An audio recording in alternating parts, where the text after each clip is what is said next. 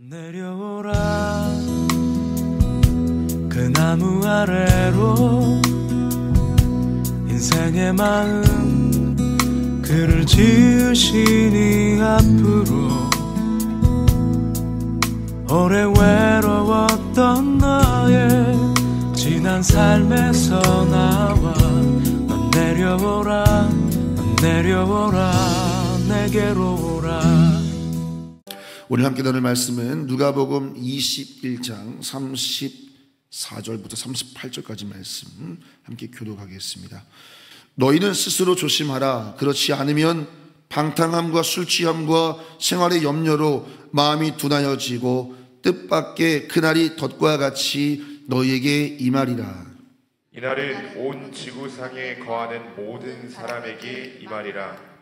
이러므로 너희는 장차 올 이 모든 일을 능히 피하고 인자 앞에 서도록 항상 기도하며 깨어있으라 하시니라.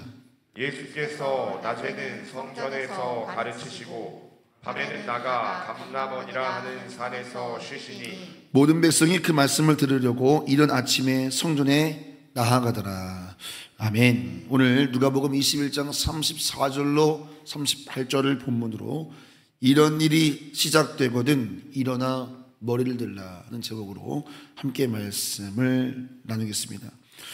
우리는 어저께 33절, 29절부터 33절까지 본문으로 새벽에 말씀을 함께 나눴습니다. 특별히 33절 말씀, 오늘 본문은 아니지만 본문에 이어지는 바로 앞에 있는 구절이죠. 우리 33절 같이 한번 읽어봅니다. 천지는 없어지겠으나 내 말은 없어지지 아니하리라. 하나님의 모든 말씀은 땅에 떨어지지 아니하고 반드시 성취되는 줄로 믿습니다. 예루살렘 성도 말씀하신 대로 돌 하나도 남기지 아니하고 무너졌고 또 이방인의 때가 충만함으로 예루살렘이 회복되고 있습니다. 다 하나님의 약속하신 말씀대로 그렇게 이루어지고 있습니다. 이제 예수님 약속하신 대로 영광 중에 구름 타시고 다시 오시는 그 약속의 재림, 그 약속대로 우리 주님 반드시 이 땅에 오실 줄로 믿습니다. 그래서 이 하나님의 시간표를 신뢰하고 이 하나님의 시간표를 아는 사람들에게는 이 종말의 때는 갑자기 찾아오는 재앙이 될 수 없다. 오늘 그 말씀 하시는 겁니다. 그러므로 오늘 하나님의 약속을 신뢰하는 성도들에게는 예수님 종말이 언제 올 것인가 이 질문에 매여 있을 것이 아니라 우리는 반드시 오실 주님을 어떻게 맞이할 것인가 여기에 우리의 초점을 둬야 합니다. 언제 오실까가 아니라 반드시 오실 주님을 어떻게 맞이할 것인가 여기에 오늘 주님께서는 집중하라 하시면서 어떻게 그 종말의 때를 맞이해야겠는가 그것을 오늘 본문에서 우리에게 교훈하고 있습니다. 34절이 중요한 본문이 되겠습니다. 34절을 같이 읽습니다. 어떻게 기다려야 하는가 읽습니다. 너희는 스스로 조심하라. 그렇지 않으면 방탕함과 술취함과 생활의 염려로 마음이 둔하여지고 뜻밖의 그 날이 덫과 같이 너희에게 임하리라. 스스로 조심하라. 저는 일전에 이 본문 묵상하다가 그 생각났던 장면이 있습니다. 이 운전하시는 분들은 아마 다 아실 텐데요. 사이드 미러에 잘 보면 흐리게 뭐라고 써 있죠? 그 사이드 미러 아래쪽에 보시면은요, 주의, 거울에 보이는 것보다 가까이 있음 이렇게 써 있습니다. 꼭 운전해 보세요. 자, 오늘 기도 제목 보니까 우리 이은영 교수님 운전 다시 하시겠다고 올리셨는데 사이드 미러 보시면 꼭 써 있습니다. 주의하셔야 돼요. 사물이 눈에 보이는 것보다 실제로 가까이 있다는 것입니다. 자, 여러분, 우리가 내 눈만 믿고 운전하면 위험하다라고 하는 것이죠. 마찬가지인 것 같습니다. 역사의 끝도 그러한 것입니다. 우리가 생각하고 우리가 느끼는 대로 바라보는 것보다 훨씬 더 우리 주님의 종말의 때는 가까이 빨리 닥쳐올 수 있다. 이 사실을 우리가 놓치면 세상을 바라보면 마치 안 오실 것처럼 보이잖아요. 그러나 여러분, 재림이 여러분의 마음에 느끼는 것보다 훨씬 가까이 있다. 이것을 놓치게 되면 우리 마음이 방탕과 술 취함과 염려에 흘러가서 마음이 둔해질 것이다. 이렇게 오늘 경고하고 있는 것입니다. 하나하나 좀 살펴보겠습니다. 34절에서 방탕이라고 하는 것은 무분별한 삶, 분별의 지혜가 없는 것입니다. 그래서 생활이 부절제한 것을 말합니다. 방탕함. 술 취한다는 것은 단순히 알코올만을 얘기하는 것이 아니라 세상을 사랑해서 마치 술 취한 것처럼 육체를 즐겁게 만드는 삶을 의미합니다. 생활의 염려는 하나님의 주권을 인정하지 않고 내가 내 삶의 모든 것을 주장할 수 있다라고 하는 그 착각과 교만에서부터 일어나는 것이 생활의 염려입니다. 내 힘으로 내 삶을 다 내가 이끌어갈 수 있다, 내 노력으로 모든 걸 이룰 수 있다 라고 교만하게 착각하는 순간부터 염려가 우리를 주장하게 됩니다. 자, 방탕과 술 취함과 생활의 염려, 이 모든 것을 한마디로 요약한다면 하나님 없는 삶입니다. 하나님 없는 삶에 익숙해진다는 것입니다. 한마디로 마지막 때가 되면 스스로 주의하지 않으면 주님이 오실 거라는 생각을 놓치면 우리도 영적인 삶을 놓치게 되고 지극히 육적인 삶으로 기울 것이다. 하나님 없는 영적이지 않은 육적인 삶에 길어질 것이다. 이렇게 말씀하고 있는 것입니다. 자, 여러분은 요즘 여러분의 영혼은 어떠한가? 이런 말세의 증상이 내게는 있지 않은가? 방탕, 술 취함, 생활의 염려, 마음의 둔해짐, 이 말세의 증상이 내게는 없는가? 마음이 둔해 있지는 않은가? 다시 말씀드리면 무분별하고 무절제로 방탕하고 있지는 않은가? 또 술 취함과 육체의 즐거움으로 내 삶을 일관하고 있지는 않은가? 혹은 매일 무엇을 먹을까, 입을까, 마실까? 하나님 나라에 대한 생각은 없고 그저 염려만 내 하루의 삶을 가득 채우고 있지는 않은가? 그렇게 육적인 삶에 민감해져서 쉽게 자극받고 쉽게 유혹받고 쉽게 분노하고 그렇게 육적으로만 매우 민감해져 있지는 않은가? 말세가 되면 세상은 우리를 계속해서 육적인 욕구로 길들여 갑니다. 여러분이 깨어있지 않으면 세상이 우리를 육적인 욕구로 길들여 갑니다. 그렇기 때문에 이 마지막 때가 되면 성도들은 어떻게 주님을 맞이할까? 이 고민하셔야 됩니다. 그래서 우리는 오늘 본문이 뭐라고 말합니까? 영적으로 둔감해지지 말고 깨어있으라는 것입니다. 사랑하는 조은익교 성도 여러분, 우리 주님 오실 날이 멀지 않았습니다. 우리 모두 영적으로 더 깨어있게 되기를 예수님의 이름으로 축원합니다. 오늘 본문은 영적으로 민감하게 깨어있는 비결이 뭐냐? 논리적으로 우리에게 설명하고 있습니다. 본문 36절 말씀이 그 말씀이 되겠습니다. 36절 있습니다. 이러므로 너희는 장차 올 이 모든 일을 능히 피하고 인자 앞에 서도록 항상 기도하며 깨어있으라 하시니라. 할렐루야. 여러분, 예수님께서는 36절에서 우리에게 진리의 말씀으로 교훈하십니다. 기도만이 너희의 영혼을 깨우는 비결이다. 할렐루야. 무엇만이? 기도만이. 오늘 여러분들이 나온 이 자리가 이 말세에 마음이 둔감해지지 않냐고 깨어있을 수 있는 유일한 길을 잘 찾아온 줄로 믿습니다. 여러분 참 지혜로운 성도입니다. 잠시만 기도를 쉬어도 방탕과 술 취함과 염려가 우리에게 쑥 올라온다는 것입니다. 방탕과 술 취함과 염려는 내 힘으로 이기는 것이 아니라는 것입니다. 예수님은 너희의 삶에 방탕과 술 취함과 염려와 마음이 둔해지는 것은 오직 기도로만 이겨낼 수 있다. 할렐루야. 그 교훈을 하시는 것입니다. 그래서 사단도 이것을 너무 잘 알기 때문에 사단은 우리로 하여금 기도하지 못하게 만드는 건 너무 드러나는 공격이기 때문에 사단은 미련하지 않습니다. 사단은 오히려 우리를 영적인 행위에 집중하게 합니다. 단 무엇만 빼고?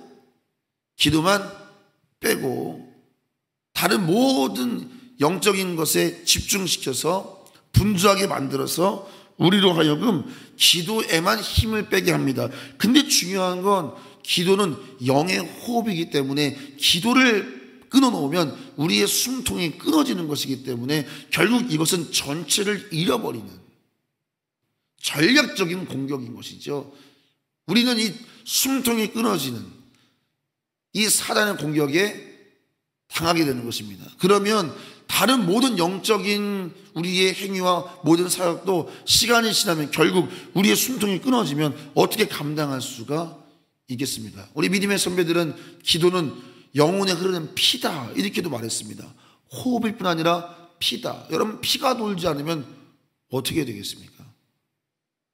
피가 돌지 않으면 우리는 살 수 없는 것처럼, 그러므로 사단은 모든 것을 다 하더라도 기도의 혈관을 막아서 우리의 영을 결국 병들게 만드는 것입니다. 사랑하는 조은일교회 성도 여러분, 오늘 새벽 이 말세에 우리 다시 오실 주님, 반드시 약속대로 오실 주님, 그 주님의 발자국 소리가 너무나 선명한 이때에 우리 오늘 예수님 권면하신 것처럼 우리의 기도를 점검해 보시기를 예수님의 이름으로 축원합니다. 안타까운 것은 하나님의 시간표는 점점 끝을 향해 가는데 우리의 기도는 점점 힘을 잃어가는 것입니다. 그래서 오늘 예수님께서 36절에 결코 우리가 놓치면 안 되는 한 단어가 뭐죠? 항상이라는 단어입니다. 그냥 기도를 하지 않냐고 항상 기도하라는 것입니다. 이 항상 기도하라라고 하는 것을 조금 다르게 해석한다면 사명으로 기도하라 이렇게 해석할 수 있겠습니다. 한번 따라해 보겠습니다. 사명으로 기도하라. 사명으로 기도하라. 그러니까 이런 말입니다. 기도가 된다 안 된다 이렇게 말할 때가 아니라는 것입니다. 여러분이 새벽에 나와서 어느 날은 기도가 안 되는 날도 있을 것입니다. 금요일에 왔는데 어느 날은 기도가 너무 싫을 수도 있습니다. 그런데 여러분, 우리는 기도가 되든 안 되든 그 감정에 따라 흘러갈 때가 아니라 이 마지막 때는 사명으로 기도하는 사람이 필요한 줄로 믿습니다.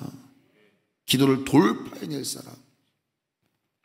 세상이 마음이 둔감해져도 우리 공동체만큼은 영적으로 깨어있을 수 있도록 사명으로 기도할 사람.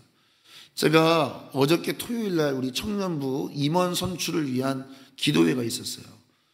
26일날 10월 26일날 총회가 있습니다. 엄청 빨리 하죠. 2달 동안 한 해를 준비할 수 있는 시간을 주는 거예요. 그런데 이제 그 총회를 위해서 20명 정도 청년들이 토요일날 와서 2시간 반 동안 3시간 동안 같이 교제하고 기도하는 시간을 가졌어요.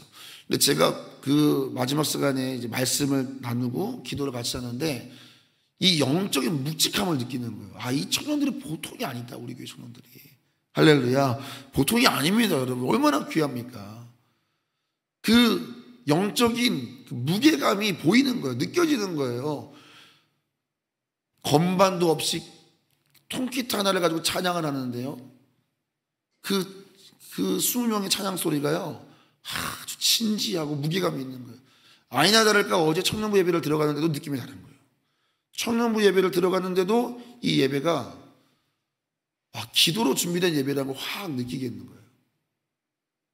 오늘 많이는 아니어도 오늘 청년 2친구가 나왔어요.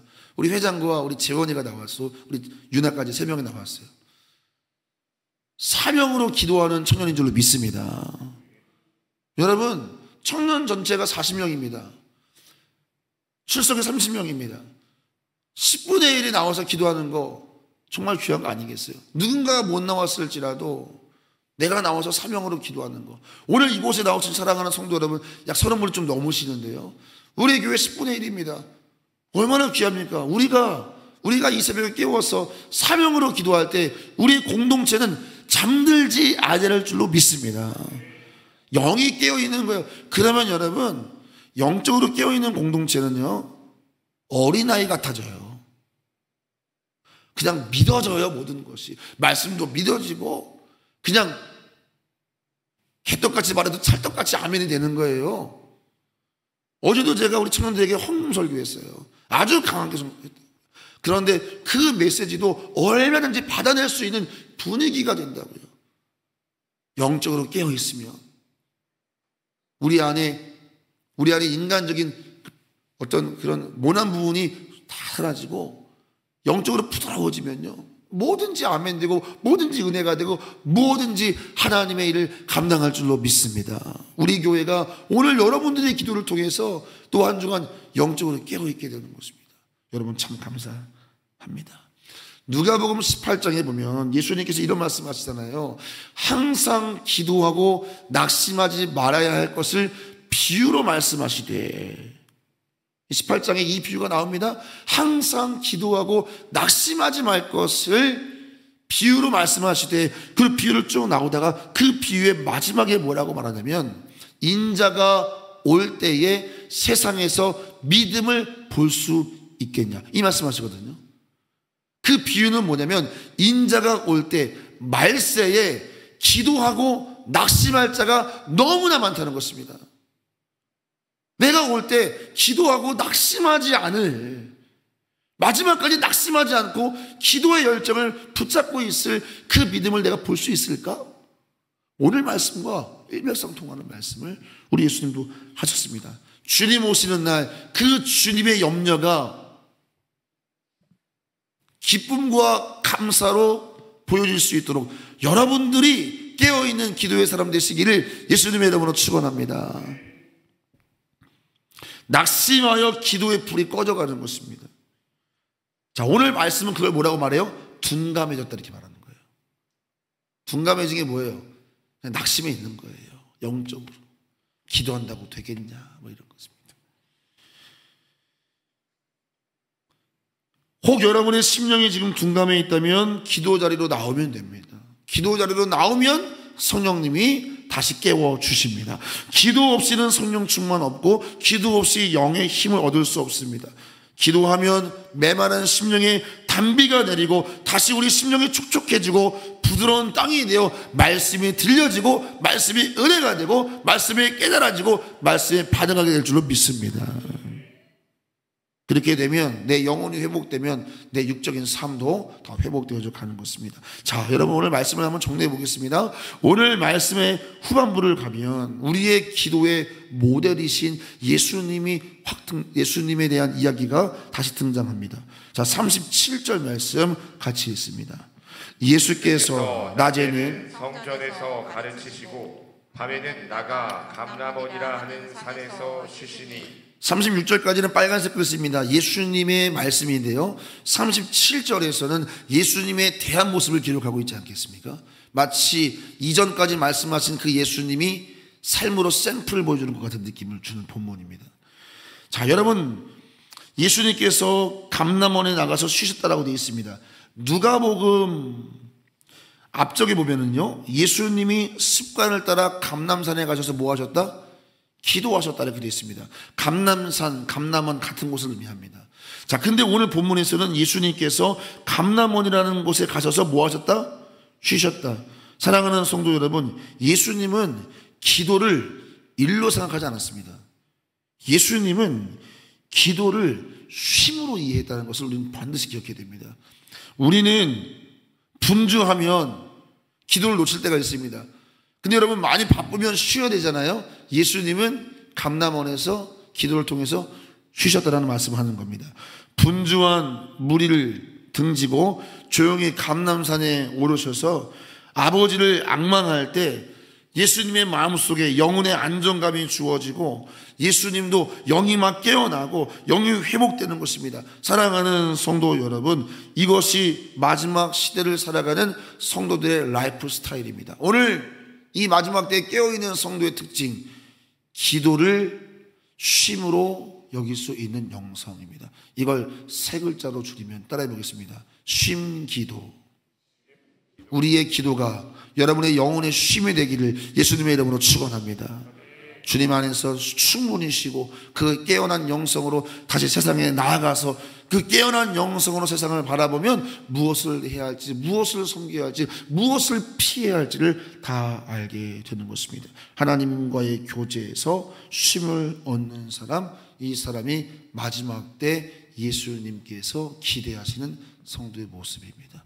자, 오늘 끝으로 28절 말씀 크게 읽고 마칩니다. 28절입니다. 이런 일이 되기를 시작하거든 일어나 머리를 들라. 너희 속량이 가까웠느니라. 우리의 속량의 날이 가까웠습니다. 사랑하는 성도 여러분, 그러므로 영적으로 일어나 하나님을 향하여 머리를 드시는 우리 모두 되기를 예수님의 이름으로 축원합니다. 우리 함께 이 시간 말씀 붙잡고 기도할 때 앞에 제가 제목을 다 정리해 놨습니다.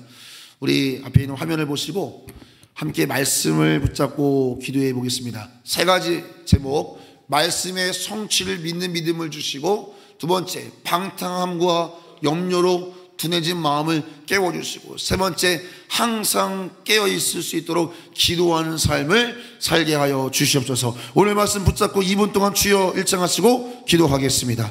주여, 하나님, 우리 조은유교회가 기도를 통하여 영적으로 깨어있기를 원합니다. 마음이 둔감해지지 말게 하시고 낙심하지 말게 하시고, 어린 아이처럼 하나님 아버지께 기도하면 응답하신다라고 하는 이 믿음의 본질이 우리 안에 살아있게 하여 주시옵소서. 모든 불신을 떠나가고 어린아이처럼 아빠 아버지라고 부를 수 있는 믿음을 허락하여 주옵소서. 예수님의 이름으로 기도하옵나이다. 아멘.